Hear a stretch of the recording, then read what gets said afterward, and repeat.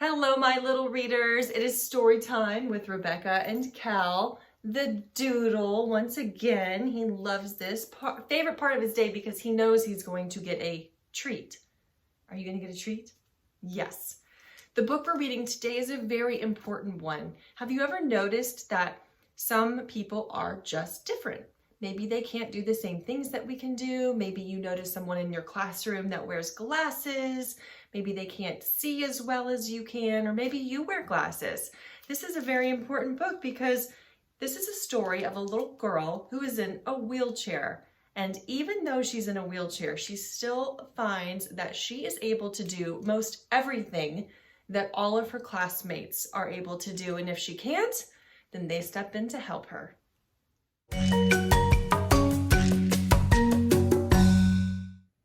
Yes, I Can, A Girl and Her Wheelchair, written by Kendra Barrett, Jacqueline Toner, and Claire Freeland, illustrated by Violet LeMay. This is Carolyn. Like many kids her age, Carolyn loves animals, castles, and building with blocks. She is helpful to her mom and dad and even to her baby brother. Carolyn started a new school this year. She thinks her teacher seems nice and she is getting to know her classmates. The other students are curious about Carolyn because she uses a wheelchair. When she was born, her body did not work like most people's. She cannot use her legs to walk, but she can do almost everything at school, even when she needs to do things a bit differently. She joins right in during reading time. The teacher asks if the children can think of words that rhyme with cat. Carolyn says, "Yes, I can." She is excited to add to the list. Sometimes Carolyn can do what the other kids do with just a little help. At circle time, Carolyn wants to sit on the carpet with her classmates. Her teacher helps her get out of the wheelchair. When her teacher asks if she can come up front to help with the morning song, Carolyn says, "Yes, I can." Instead of walking, Carolyn uses her hands to scoot on her bottom to get to the front of the class.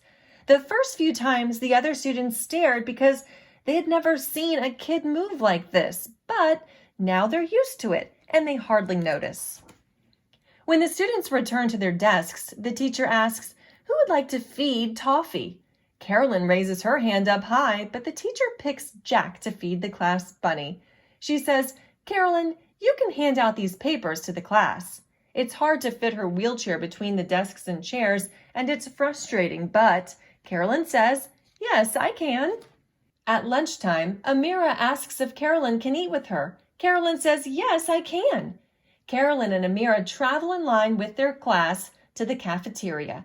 Carolyn pulls her wheelchair up to the lunch table. Amira sits on the end so that Carolyn can sit right next to her. Carolyn shares the cookies she baked at home with her dad. Today is a super fun day because Carolyn's class is taking a field trip to a bowling alley. Sarah asks if Carolyn can ride the bus with them. Carolyn says, "Yes, I can."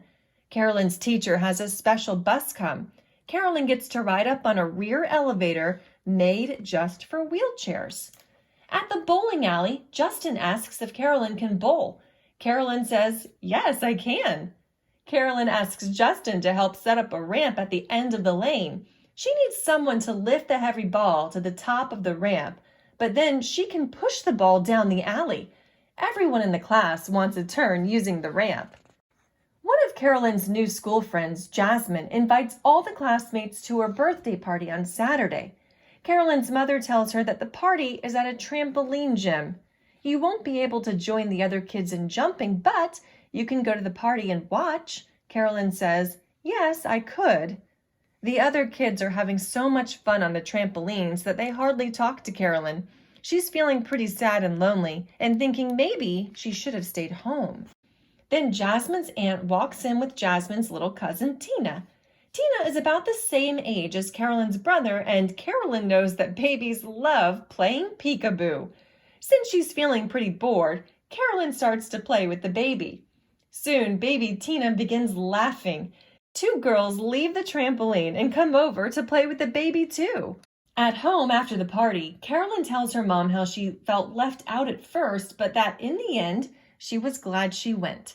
Her mom tells Carolyn that she's proud of her for finding ways to have a good time, even though there are things she can't do. That's okay, says Carolyn. There's a lot I can do, and my new friends are really great. The next day at recess, the kids are having a running race. A boy from another class calls out, "She can't run, so she can't play." Carolyn feels sad and left out. She says, "I don't know how I can." Jimmy says, "Yes, you can. Carolyn, you can be the referee. That's an important job because you get to announce who wins each race." Carolyn is glad when she can be a part of things, even if she can't do everything the other kids can. That night, Carolyn tells her dad how Jimmy helped her to join in with the others. "Well, Carolyn, I'm glad your new friends can find ways to help you play with them." Carolyn says, "Yes, they can." If you ever see somebody that needs help or just wants to feel more included in maybe a game that you and your friends are playing, I hope you do what her friends did and help her figure out a way to be involved and just be kind and include everyone, because everyone is different and everyone wants to feel like they belong. Thanks so much for listening to this book. Cal, thank you. Storytime with Rebecca and Cal. Be sure to subscribe and leave a comment.